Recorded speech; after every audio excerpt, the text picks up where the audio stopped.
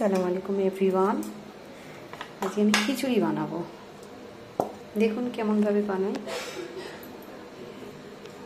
দেখাচ্ছি একটু পরেই দেখাচ্ছি কেমন বানাবো। একেবারে হালকা।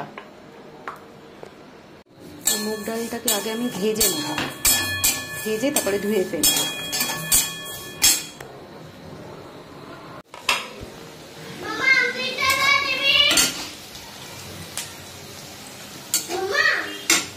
এতে আদা বাটা দেবো, আর যা যা মশলা আমরা দিই, জিরে, ধনে, কাঁচা লঙ্কা দেবো, আর হলুদ গুঁড়ো,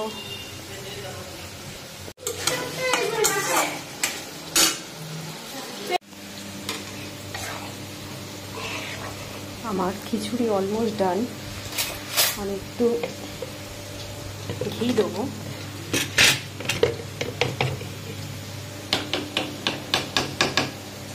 অল্প একটু দিলাম ঘি, আর একটু গরম মশলা দেবো,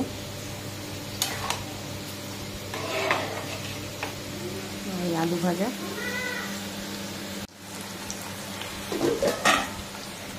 খিচুড়ি অলমোস্ট ডান। আর তার সাথে আলু ভাজা, পটল ভাজা, পাঁপড় ভাজা, সব ভাজাই হবে।